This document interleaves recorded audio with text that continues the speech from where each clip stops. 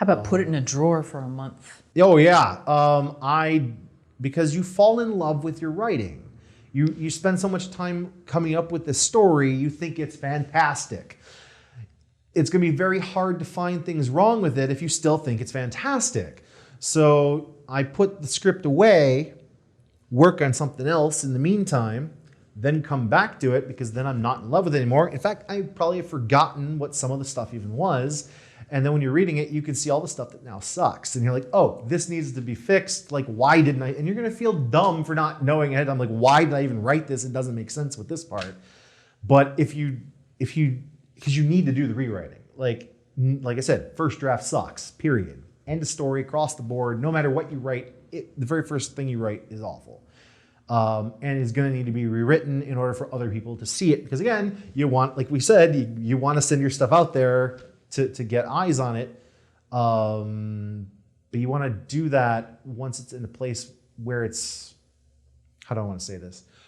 Where it's good enough, right? So you need to do the rewrites. And if you do rewrites immediately, you're probably not going to be changing much because it's all still fresh in your head about what you're writing and why you're writing it and the mood you were in when you were writing it, how much you loved it. And oh, this song that was playing was so good and so inspiring.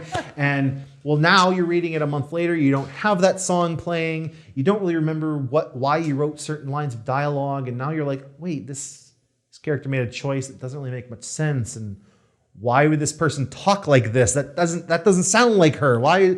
So then you get to see all the flaws coming out that you wouldn't have known had they been around. Like absence makes the heart grow fonder with people. With scripts, absence makes you realize what isn't so great anymore. What's a serial starter and how do I know if I'm one? Serial starter is somebody who starts writing a script, then gets an idea for another script, starts writing that script. Then gets an idea for another script, starts writing that script. So they have all these projects that they've started writing, but they haven't finished any. So I keep what I call an idea book. It's this little moleskin notebook about like palm size. Any movie idea, TV idea, anything like that, I jot down the note in there. I do not bother writing anything until I have finished what I'm currently writing on, because otherwise I'll never finish.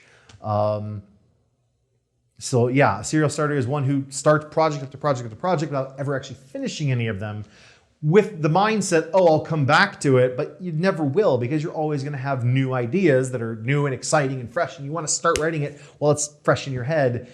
And then you just kind of, everything else kind of keeps getting pushed further and further back as these new ideas erupt. What is a worrywart screenwriter? Somebody who's constantly fearful of the writing process. Someone who's constantly thinking that they're not good enough, so they don't want to send anything out. Somebody who is afraid of getting their material out there, even afraid of writing the material, think they have writer's block, which doesn't exist, by the way. Writer's block is typically a combination of either fear or perfectionism or laziness. Those three things combined make writer's block. So we're someone who's afraid of getting writer's block, but it doesn't exist. So don't be afraid, just write your butt off.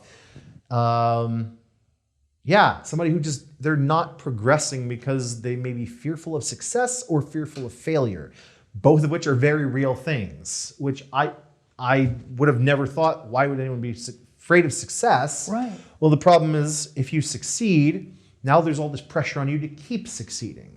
So now it's almost like, oh God, now I'm gonna fail. Or if you succeed, oh, now I have to be a success. I don't know what a successful person looks like. How do I maintain this? I'm a fraud, and then you start getting into the whole, like the I'm not good enough sort of scenario, and all because you succeeded. And how do you follow up that success?